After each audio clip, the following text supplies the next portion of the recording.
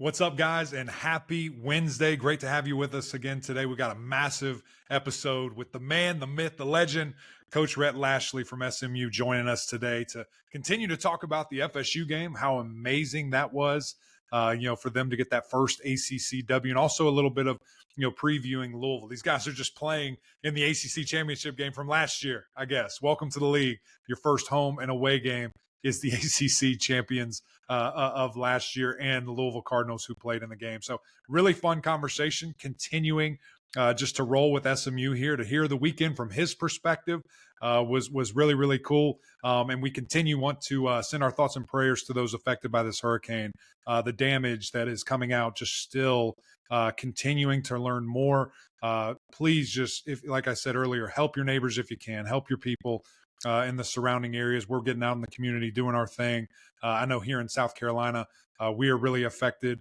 A lot of people still without power. So we're just praying for you guys big time. And I hope everybody's safe.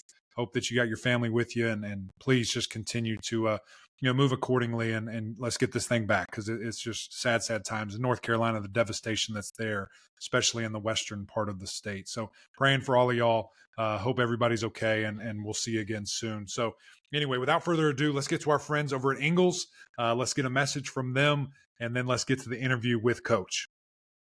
Did you know Ingles only sells USDA choice and prime cuts of meat? Maybe it's time to reward yourself. Our butchers cut all our meat fresh in the store every day. Grass-fed, organic, you name it. Not only that, we'll even cut it to order just the way you like it. And we grind meat fresh in the store multiple times a day. It's all in the bag. That's the best meat in town for the best folks in town. Ingles, low prices, love the savings.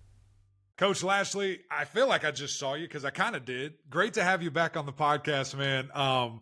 Listen, Kelly and I were just going back and forth saying, what do we want to do this week, And here comes SMU back-to-back weeks with arguably the biggest conference game back-to-back for the entire league. And you guys are essentially playing last year's ACC championship. You got Louisville. So we wanted to talk to you. Great to see you. Thanks for joining us, brother. Man, thanks for having me on. And, I thought I got my dose of you last weekend, but I guess I can tolerate you a little bit longer. We got to keep going, and appreciate you for doing it. Let's start with last weekend, because it was such a monumental thing. And we talked to you pregame, we talked to you postgame. And it was so fun just to see all of the emotions and the excitement. And, even after the game, I don't think you quite wrapped your head around what that game really meant to not only SMU as a football team, but also the community. So now that it's been a couple days, you've seen all the things and probably heard from a million people. How was that victory and getting that first ACC dub? Yeah, it was huge for just our program and our school. I think not just short term, but long term. Your point as a coach, it's your job to stay kind of present in the moment and even keep your team present and not get caught up in all those things. And so that's why a lot of times you guys get the coach speak answers, because we have to keep ourselves in that mindset. So yeah, after the game, I felt we had a good chance to win going in the game. We had a lot of confidence coming out of the week before, and their size and speed and athleticism. We all know what kind of roster they have concerned us, but our team is, we got a lot of belief in our guys, and they play hard, they play physical, they play together. So I felt like we had a good chance to win, but I felt like it would be tight, and we'd have to win a tight one late. And for our guys in the second half to kind of just pull away and do what they did, I was kind of not ready for that. And so, after the game, just trying to soak it in. It's been 40 years since guys like Eric Dickerson played here, and it's been 28 years since we were in the Southwest Conference. And then just looking at the history of schools that make the jump that we just made. I think the last 6 to do it, dating back to when TCU and Utah did it a little over a decade ago, and then the 4 teams that went to the Big 12 last year, they were combined 1-5 in their conference openers. And none of them have finished the season. Their first years, none of them had a winning conference record. So we've checked one of those off the box. Winning our conference opener. It was a big deal. I think we'll know after the season and years to come how big of a deal it was just for our program, but to do it against a team that we respect like Florida State. Yeah, no doubt, Coach. I think it was just massive on so many levels. And let's talk about how your team's doing this. And it all starts with KJ at quarterback. This is a guy who I know he really impressed you last year in the American Championship game when he was thrown into action. And then You start the season going back and forth, which I know can be tough on everybody, including you. But how would you grade kind of what he's done in the last 2 games as the full-time starter? Well, you got to give him an A because we're 2-0, and Yeah. that's the number one job of a quarterback is to win. But I think what he's really done outside of one play in the TCU game, Mhm. he's valued the football and still been himself. It's not like he's playing tentative and not playing his style of ball to avoid turning the ball over. He's being KJ. He's aggressive. He's extending plays with his feet. He's running it when we need him to. He's giving guys chances when they're one-on-one. He's moving the sticks on third down, scoring touchdowns in the red zone, and he's doing it, and he's taking care of the football. And that's been a really big formula for us, on both sides of the ball the last couple of weeks. And so I think first and foremost, that's the biggest thing is he's growing. He's himself. I thought he kind of got in the zone in the third quarter last week with RJ and Brashard on a few plays. But it started off on the first drive with a great 3rd and 10 conversion that ended up leading to a touchdown. Yeah. It's fun to watch. And I think, confidence is, such a big key for anybody, but particularly a quarterback. And, for him to be averaging, over 11 yards an attempt, not just a completion, but per attempt, and to still have a 90 QBR, it's just fun to watch. And as you said, it felt like he really got into his groove, and your receivers, running wild and doing their thing. But you also ran the heck out of the football. I mean, 250 yards or 200 yards, excuse me. It is really fun to watch. Obviously, Brashard is who he is. And you said that, Brashard doing Brashard things. How special is that guy? Just been to this program. And did you kind of know that, or at least think that coming into this season that this is what he could be? He's been big for our offense, for our team. Just he gives us explosiveness in the running game, which gives us the balance we need on offense that allows us to make defenses defend the whole field. It opens the field up for us as an offense and for KJ and those wide outs. And, when we brought Brashard here, we knew him well, but we didn't know him as well as a running back, but we felt like this could be him. And so that's what we wanted to see. And that's what we told him, when you come here, you're going to start at running back full time in the spring, see how that goes. And, we got done with spring and our defensive coaches were like, yeah, that guy's different. And, you could just tell some guys you hand them the ball and they know how to run it, and he knows how to run it. So I think he's getting better and better, and he's not just doing it running the ball. He catches the ball, obviously a return guy. But I think a combination of our ability to run the ball, our O-line's been really good. I know other than, a little spot here or there, I think we've kind of got some continuity there, and that's just giving us the balance we need. And real quick, KG, let me double down on that with the O-line, because I think that is such a great point. By all means. Yeah, please. So, I'm so sorry. You moved some guys around, and I guess what went into it? How did you get to this point now? Because I do think the 5 you ran out has been and is your best 5, and where they kind of are. How did you get to, I guess, this point and deciding that? Yeah, you know how it is. We ended last season. PJ Williams had kind of become the starter at left tackle, and Logan Pard played a lot of games at left guard, and Ja'Kai Clark played both guard and center at Miami for us. We knew he could play center, but he had, had a good spring at right guard. We were trying to give J.O. a chance at center because we felt like that his athleticism, that could be a great spot for him. And we kind of gave Savion Byrd and Andrew Chamblee a chance at right tackle all fall camp, and it just didn't go great at right tackle. I think it was probably a combination of being new, and both those guys are more comfortable on the left side. And, we went through our first game, and we kind of knew going into the first game that we might be better off. J.O.'s proven he can play center, and he's still our backup center, but we might be better off getting Ja'Kai back at center. So we did. And then we tried moving J.O. out to right tackle where he played for us last year, and we felt like arguably our best 2 linemen at tackle. But then we went through the second and third game, and it just became evident we got to get our best 5 on the field. And we've always known who 4 of those 5 were, being Ja'Kai, J.O., Logan Parr, and P.J. Williams. It was who was going to be that 5th guy. And so we felt like the best thing to do is put P.J. and J.O. on the right side. That gives us a really dominant right side. Ja'Kai at center, he can run the show. It settled everyone down, just him being at center. Logan's back at left guard where he played last year. So now we got those guys probably in their best true positions. Yeah. Because J.O. can play all 5, but he's best at guard. And then it let those 2 guys duke it out at left tackle where they're most comfortable. Andrew started 8 games at Arkansas last year as a redshirt freshman. Savion's just more comfortable on the left side at either guard or tackle. and they both played well against TCU, and they both played the other night. Savion got the bulk of the share on Saturday against Florida State, but I just think it gives us a chance to develop that continuity we need up front. Coach, it's definitely working. And we got to get to your defense because the defense has just been phenomenal in so many ways. And the defense has been a big part of this stat. You guys are plus 63 in points off turnovers this year, which is absurd through 5 games. No other team has a better than plus 38 mark, which is crazy. Yeah. So don't give us too much away because other coaches might be listening. They'll say, oh, okay, I'm going to take that drill. But what's the key? I mean, I know you emphasize it, but how does that happen?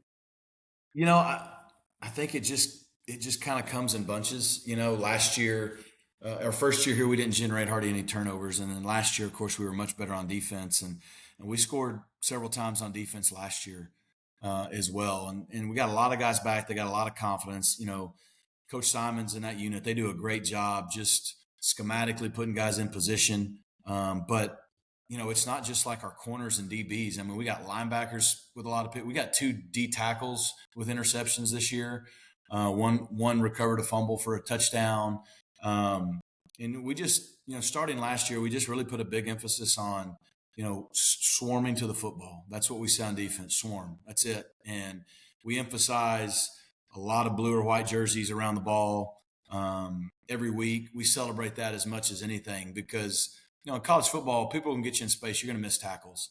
People are going to get explosive plays. It's going to happen.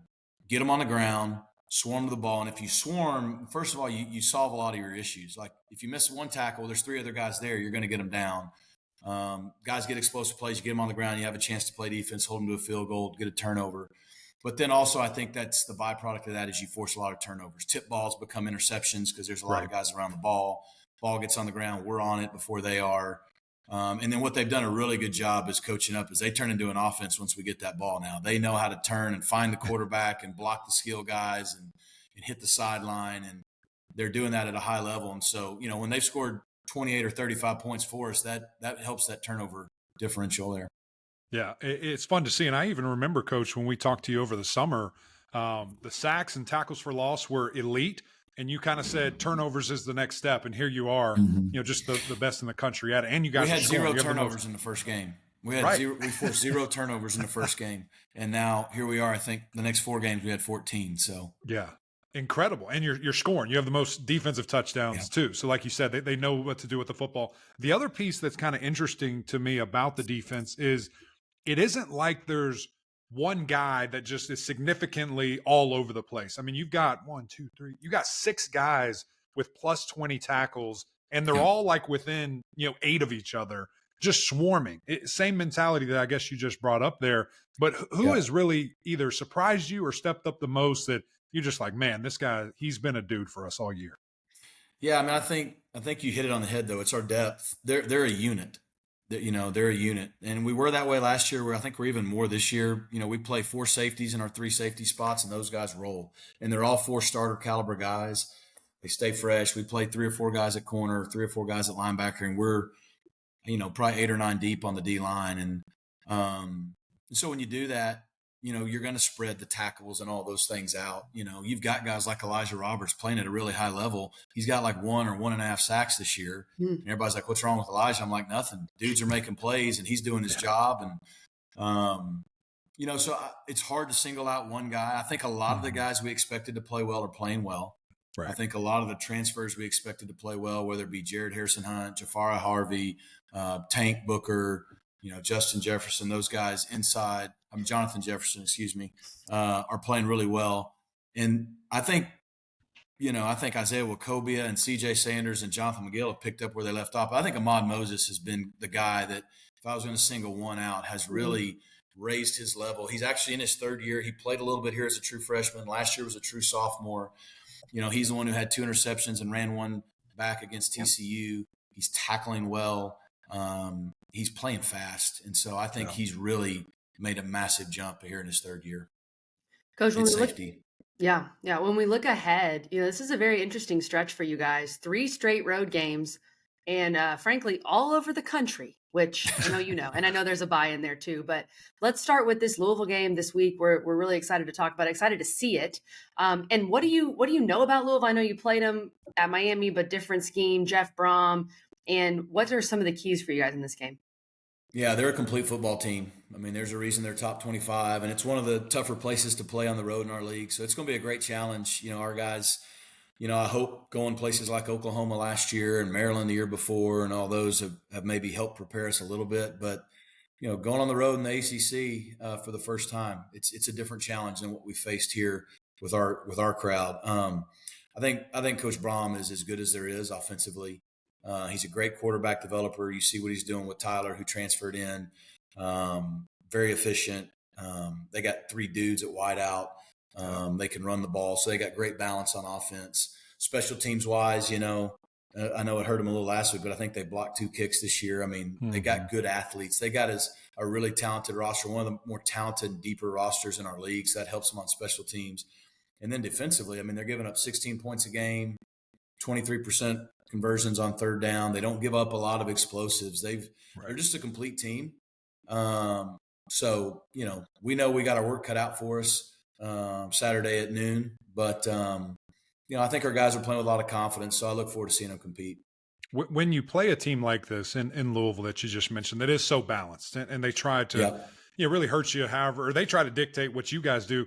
But defensively, when you play those type of teams, what's the key to you? Is it stopping the run? Yeah. Is it preventing pass? What's your biggest kind of thing? Yeah, I think the formula doesn't change, even though we're going on the road. The formula that we want to follow to win that has helped us last 2 weeks should be one that travels, and it's stop the run and run the football. It's win the turnover battle and win the explosive plays. And so it's no different.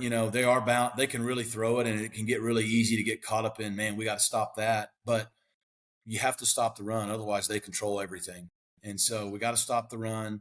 We got to win the turnover battle. That may not mean we may not force as many turnovers on the road, but we've still got to value the football.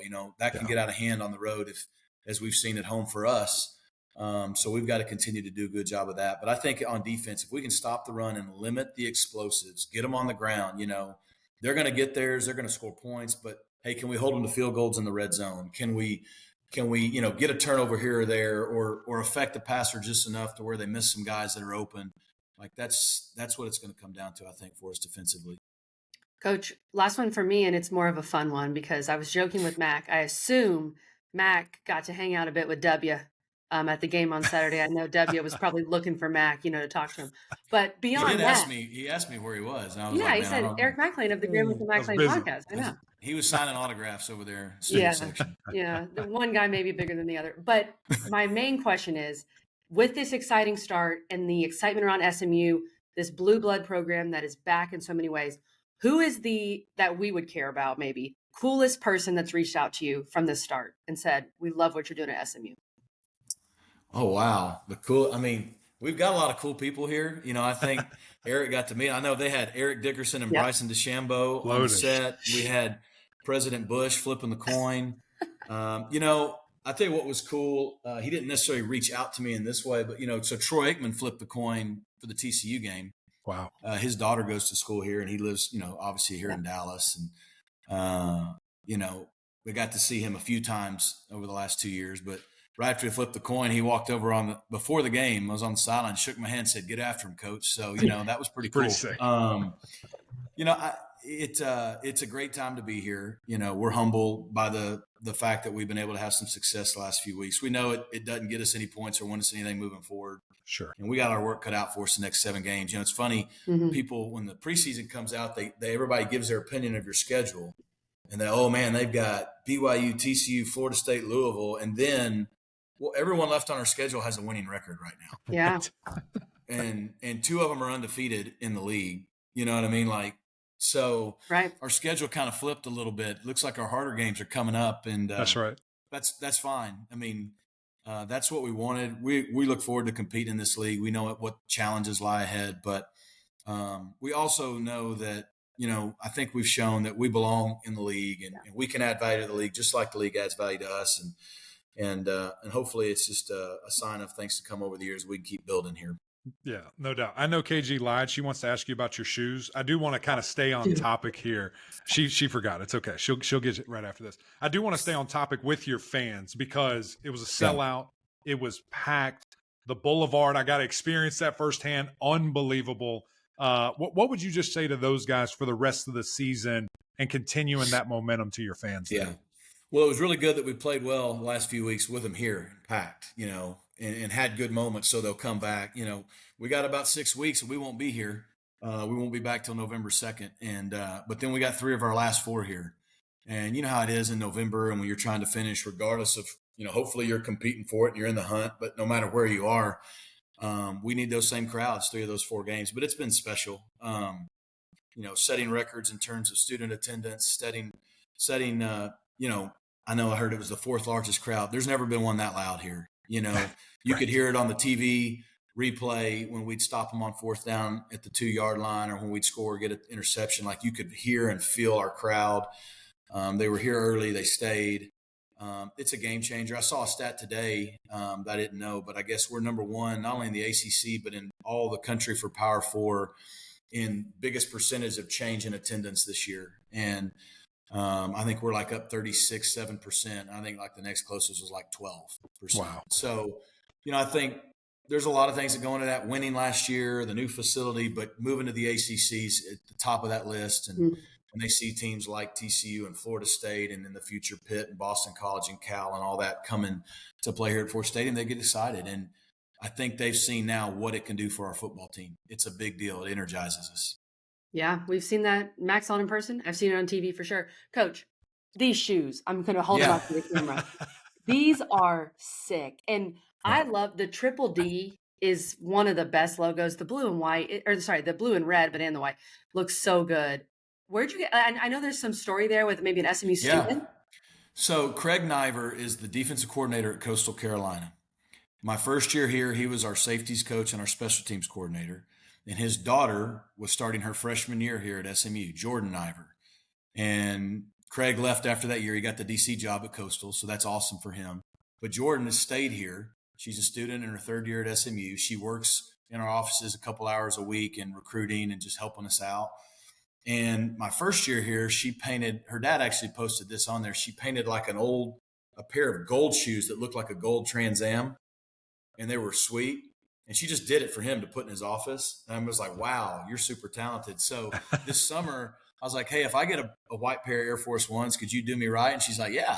She goes, so I gave them to her back this summer. And So 2 weeks cool. ago, she walked in right before we played TCU, and she gave them to me. And I was like, okay, I knew what I was holding those for. So she did a great job. And I'm sure she may have some business in the future if she wants it. Right. Custom kicks, whatever you want. Check them out. Yes. Coach, this has been so much fun. We're very excited to have you guys, but just how the season has gone, and can't wait to see the rest of the way, man. Good luck, and always thank you. Kelly, Eric, appreciate y'all.